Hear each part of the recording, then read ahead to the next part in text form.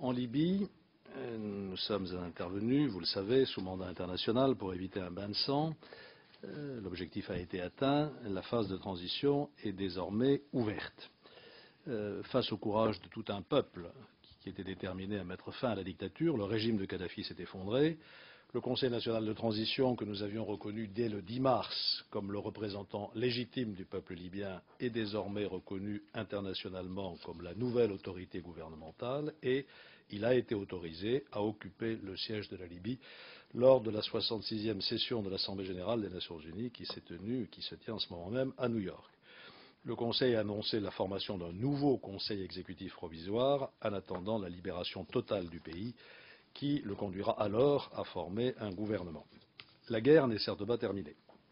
Kadhafi n'a pas été arrêté et je ne pourrai pas malheureusement répondre à vos interrogations sur l'endroit où il se trouve.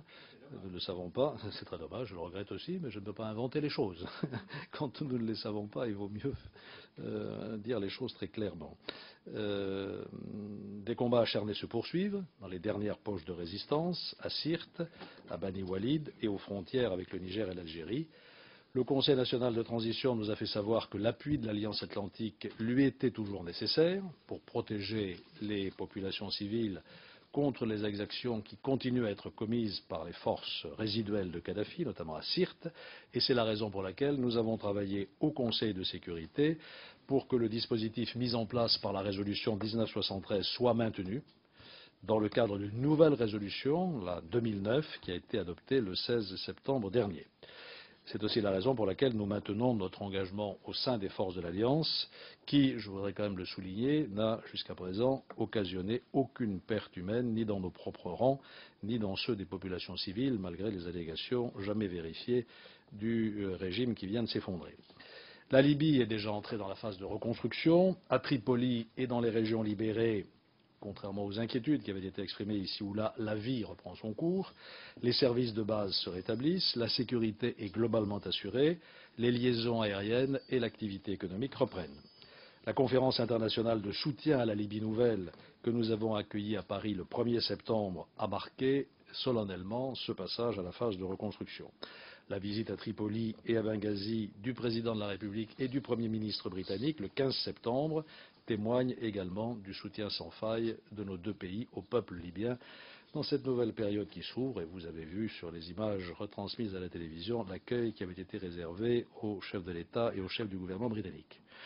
Beaucoup reste à faire, nous en sommes parfaitement conscients, pour qu'un État et des institutions démocratiques puissent voir le jour dans la Libye nouvelle. La formation du gouvernement provisoire, première étape de la transition politique, prend du temps dans un pays, et on peut le comprendre, qui est encore en guerre et qui sort de 41 ans de dictature. Pour être pleinement représentatif, ce gouvernement doit tenir compte des équilibres régionaux et tribaux, mais aussi des revendications des groupes qui ont contribué à la libération du pays et qui souhaitent prendre part aux grandes décisions engageant son avenir. Une décision récente a été prise sur la constitution de l'équipe provisoire, à la tête de laquelle M. Djibril a été confirmé comme Premier ministre, ce qui est pour nous une bonne nouvelle, car c'est un interlocuteur de qualité, tout à fait responsable et fiable. D'autres défis immenses attendent les nouvelles autorités: désarmer les brigades, récupérer les armes, refonder ou fonder les institutions en charge de la sécurité, lancer un processus de réconciliation nationale pour rétablir la confiance et préserver l'unité du pays, mettre en place un État de droit, qui n'a vraiment jamais existé en Libye, respectueux des libertés et des droits de chacun, y compris ceux des minorités et des étrangers. Nous y sommes attentifs. La communauté internationale s'est mobilisée pour accompagner les autorités libyennes. C'est aux Libyens de décider de tout cela, mais ils ont besoin que nous les accompagnions et c'est le sens de la création du groupe des amis de la Libye à notre initiative lors de la conférence de Paris que j'évoquais tout à l'heure. La France prendra toute sa part à cette reconstruction de la Libye. Nous avons, après des efforts patients, obtenu cet été le dégel de 1,7 milliard d'euros d'avoirs libyens pour financer des projets humanitaires. La Libye est un pays riche.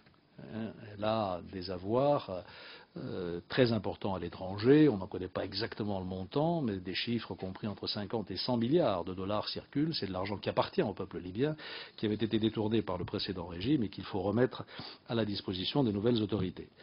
et c'est ce que nous avons fait avec une délibération du Conseil de sécurité, la 2009, qui va dans la bonne direction. Nous avons rouvert notre ambassade à Tripoli, nous avons nommé M. Sivan ambassadeur pour reprendre plus vite notre coopération.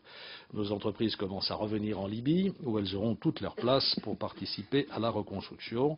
Nous nous employons enfin à favoriser la contribution de l'Union européenne, qui a une expertise à faire valoir, notamment dans le secteur de la sécurité, en coordination avec l'ONU, qui s'est vu confier un rôle pivot de coordination des interventions internationales dans cette phase de reconstruction. En Libye, j'ai pu le constater en accompagnant le président de la République sur place, la France dispose d'un vrai capital d'amitié en raison de son engagement aux côtés du peuple libyen depuis les premiers jours de la révolution, et nous allons continuer à aider les Libyens à construire la Libye libre et démocratique à laquelle ils aspirent.